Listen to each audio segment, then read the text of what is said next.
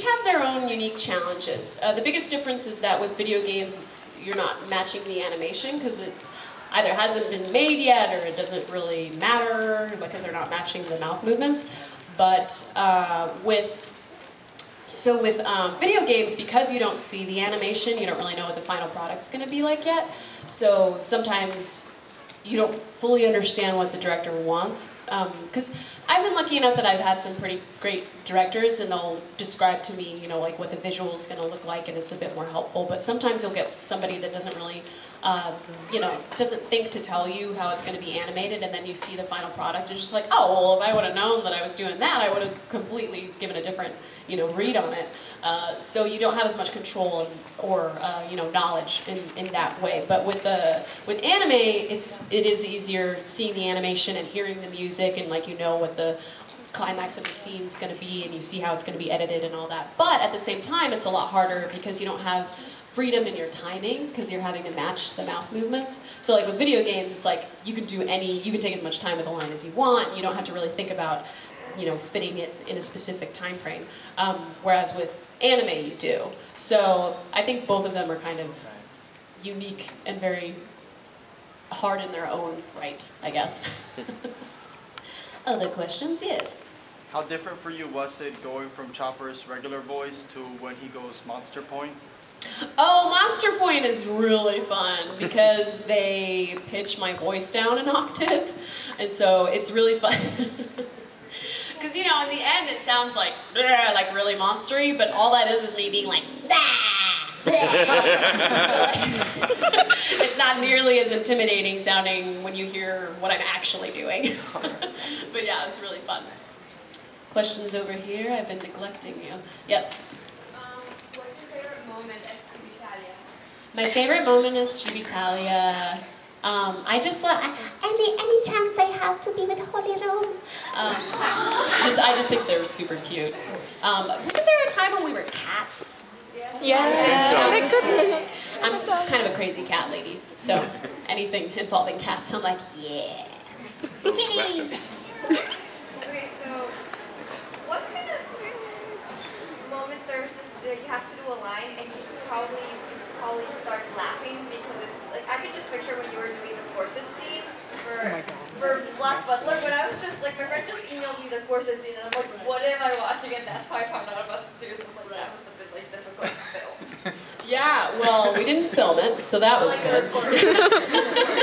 Yeah, but recording it, I was glad that they played the scene all the way through because the corset scene, as many of you know, kind of gives you an idea that it's going in a way that I didn't want it to go.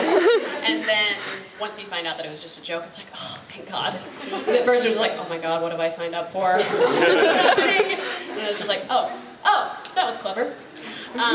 But yeah, honestly, I think the scripts that make me laugh the most are Borderlands. Like Borderlands 2, that one makes me laugh the most. Shin-Chan was really funny too. But you know, I'm a professional, so I don't usually laugh in the middle of the take, because I'm just cool like that. You. Oh, how did you feel when, in Black Butler, how did you feel when you were doing CL, like, and with this story, how did you feel about that?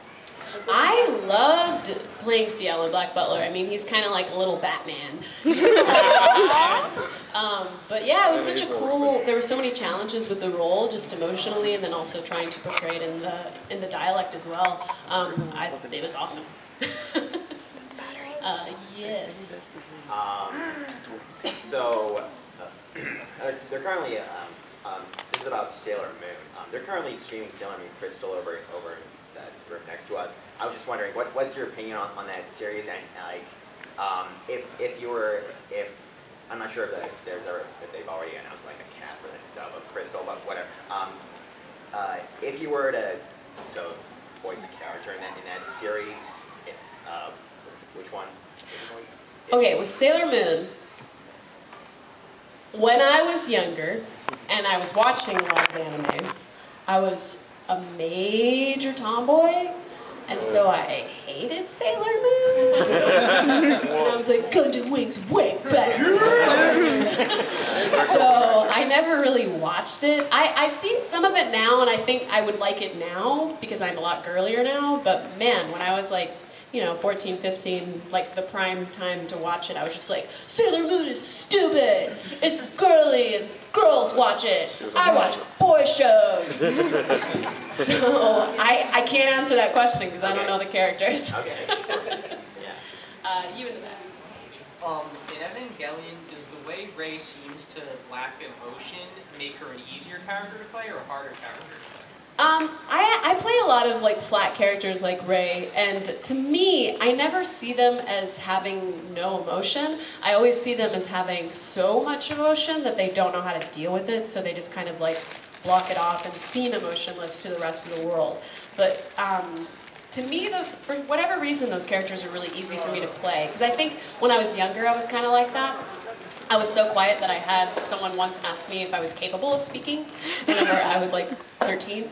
So I used to be super quiet and flat like that, but I was and I think that's why I interpret that way, because I was totally full of so much anxiety and like, oh God. And so I think that it's really easy for me to tap into that. You. Oh. Are you aware of Dragon Ball Z Abridged?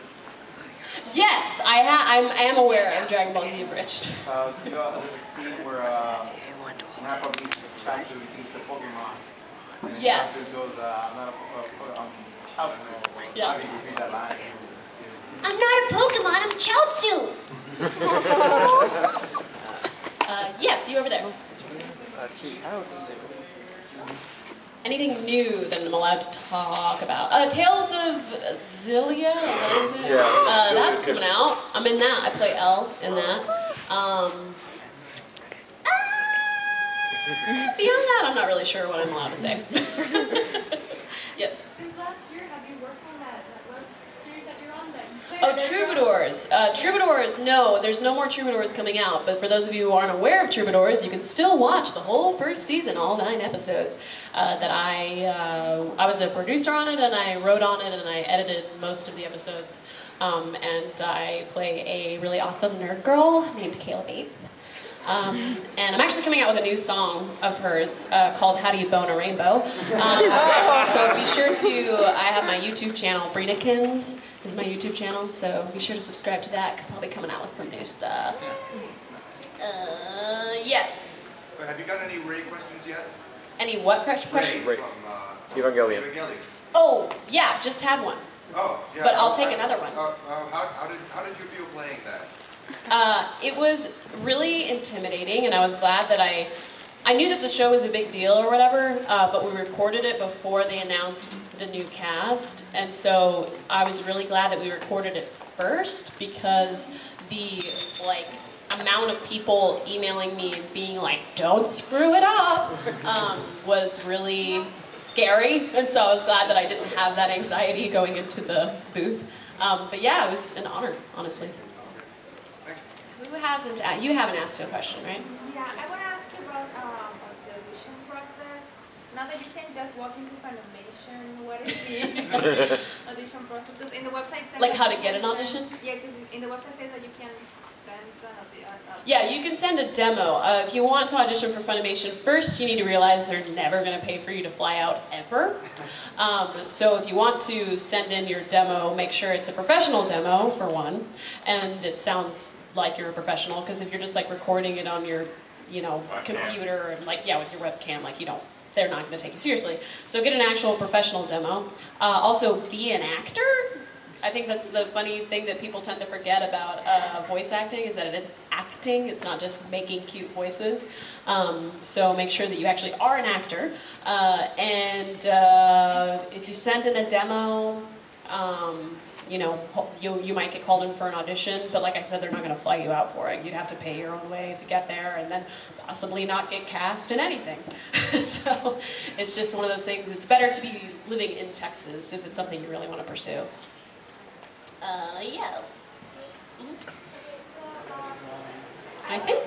Yeah, okay, go ahead, start. I'm gonna ask which is better to have an agent or a manager, because my agent doesn't send me crap. He sent me 2 auditions. One was for the play called Our Town, and another was for a show airing on Disney Channel. So yeah, and the one for the play was for an 11-year-old girl. And I came in and there was 5th graders in there, and I was like, what is this? So what do you think is better in your opinion, the manager or the agent? It honestly just depends what's better, a manager or agent. It depends on where you live, because I know I have an agent in Texas and in Los Angeles, and I have a manager in Los Angeles, but I don't have a manager in Texas because it's a waste of time. Managers, typically anyone who's a manager in Texas is probably just trying to steal your money, they're not really legit. So I don't know if it's like that in Florida, but I know for sure in California you want a manager, because agents don't really care about you or if you exist until you start making the money. But I can't speak for sure for Florida or not. Well, the manager that I'm trying to get, he actually cares about me and what I'm going to be in. Like, if you were to send me to go work with some guy, he was like a pedophile or whatever, he'd be like, oh no, I don't want you to work with that guy. But my agent would be like, oh, go for it. Yeah, well, I mean, it's just up to you. Definitely, for all of you guys that are interested in acting, if you ever sign with someone and they try to make you pay money up front for anything, they're a scam. It's not real. Because managers and agents take percentage of whatever money they make you, like whatever jobs you get, they take a percentage of that. So as long as they're not trying to, scam you, oh God, sorry. As long as they're not trying to take money from you and you feel comfortable with them, that's just a personal choice you have to make. I don't know who your people are, so you know what I mean? Like, you kind of just have to figure that out on your own. Okay, I have time to take 2 more questions. You in the back, in the glasses, yes. What do you do to get a character to do the young master's voice? The young master. Well, for me, I had, for the dialect was the biggest thing that was kind of like a hurdle for me, because I haven't really focused on that one much. So every morning before I would go into a session, I would watch Jane Austen films and just repeat everything that I was hearing. And then as far as the character, with some of my characters, and Ciel being one of them, I was really into the Michael Chekhov technique. And part of that technique, you find your character's center, and it's really abstract. You think about what the texture of the center is, and where in the body their center is, and what it's made of, and what it feels like, and all that stuff. And so I had created a center for Ciel, and his center was just a, it was in my chest, and it was a bloody, pussy heart. Heart that was black and kind of oozing. So, yeah. So I would just picture that in my body, and that's how I got into character. Homestacks. Can you recite any lines as Hideyoshi for me? As Hideyoshi, oh my gosh, I don't know if I remember any lines. Oh, well, duh. Dude, I'm a boy. Okay. Speed round. Quick questions. Yuki. Next. You behind the blonde guy right there. How do you think Ciel would react to fanfiction of Women's Fashion? Ciel reacting to fan fiction of Women's Fashion. That's disgusting. Yes. Favorite part of voicing Ennis? Favorite part of voicing Ennis? Just the story of Baccano in general. I love the timeline and how it's all broken up like that. I thought that was brilliant. Initial reaction of your role in Panty and Stocking? Oh, sperm! Those of you who don't know, I played an army of ghost sperm in Panty and Stocking. I thought it was hilarious. Next question. Speed round, yes. You played the character Buren in the dub of High School DxD. Were you specifically going for that character, or did you go for another one and had to settle for that one? I have no idea who that is. And so I don't remember being in High School DxD, because I know I had played a character once, they had me come in to play the alarm clock, but then they changed around the casting or whatever, but I didn't remember actually playing something after that, so I don't know. It's totally, I'm assuming it's a smaller part, because I really don't remember it Well, at all. technically you did answer, so you said you were going for the alarm